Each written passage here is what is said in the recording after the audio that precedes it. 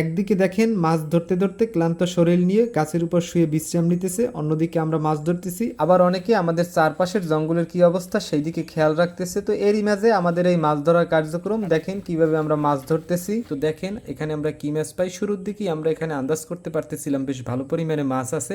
আর এই যে গাছটা আমরা সেচতেছি এটা মূলত হচ্ছে একটা কেওড়া গাছ। আর কেওড়া গাছের শ্বাসমূলগুলো কতটা বড় হয়ে থাকে এখন হয়তো বা দেখে বুঝতে পারতেছেন। এক একটা শ্বাসমূল কিন্তু অনেক লম্বা হয়ে থাকে, এর একটা বড় অংশ মাটির গভীরে থাকে আর একটা উপরিভাগে, যার কারণে এই শ্বাসমূলগুলো কিন্তু খুবই শক্ত হয়ে থাকে। আসলে এই সমস্ত জায়গায় আমরা হাঁটি কিভাবে সেটা যদি বলি, আমরা আসলে জীবিকার তাগিদেই এই সমস্ত জায়গায় আসা যাওয়া করি। আর মূলত আমাদের পা এখন বলতে পারেন ইটের মতো একদম শক্ত হয়ে গেছে শ্বাসমূলের ভিতরে জঙ্গলে হাঁটতে হাঁটতে। আর কম বেশি ব্যথা আমরা সবসময় পাই, যার কারণে এখন আসলে ওইভাবে আমাদের আর কোনো সমস্যা হয় না। আলহামদুলিল্লাহ আমরা এখন বেশ ভালোভাবেই চলাফেরা করতে পারি। অনেকেই আমাদের বলছেন যে ভাই জুতো পরে হাঁটা যায় না। আসলে জুতো পরে কিছু কিছু জায়গায় হাঁটা গেলেও সব জায়গায় হাঁটা যায় না। আর অনেকটা সময় আমরা দেখা গেছে পানি কেদার ভিতরেই থাকি, যার জন্য আসলে জুতো পরে হাঁটাও সম্ভব নয়। কষ্ট তো হয়ই, তো কি আর করার, জীবিকার তাগিদে আমরা আসলে এই সমস্ত জায়গায় আসি, আপনাদের আগেই বললাম। যার জন্য আমরা আসলে চেষ্টা করি যে এই সমস্ত জায়গাগুলো পরিষ্কার সেই সমস্ত জায়গাগুলো দিয়ে হাঁটাচলা করার জন্য। তো আজকের যে আমরা গাছের মুড়োগুলো সেচতেছিলাম, প্রত্যেকটা গাছের মুড়োতেই বেশ আশানুরূপ ভালো মাছ পাচ্ছিলাম, যার জন্য আমরা আশা করতেছি এখানেও বেশ ভালো পরিমাণে মাছ পাওয়া যাবে। তো সামনে আমরা একটা এই যে দেখেন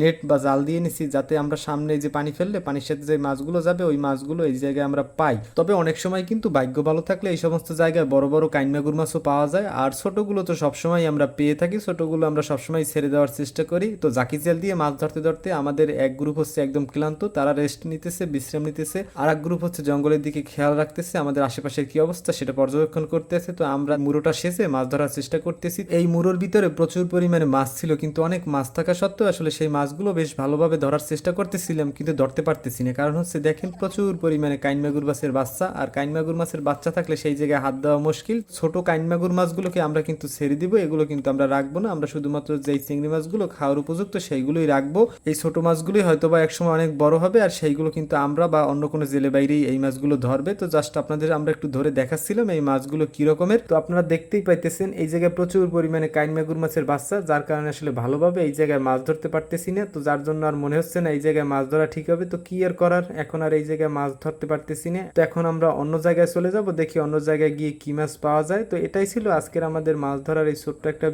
ভিডিওটি যদি আপনাদের কাছে ভালো লেগে থাকে অবশ্যই আপনার মতামত কমেন্টসে জানাবেন। সেই সাথে আপনাদের কোনো পরামর্শ থাকলে অবশ্যই আমাদের দিবেন। তো এতক্ষণ যারা কষ্ট করে আমাদের এই ভিডিওটা দেখলেন সবাইকে অসংখ্য ধন্যবাদ। ভালো থাকবেন সবাই।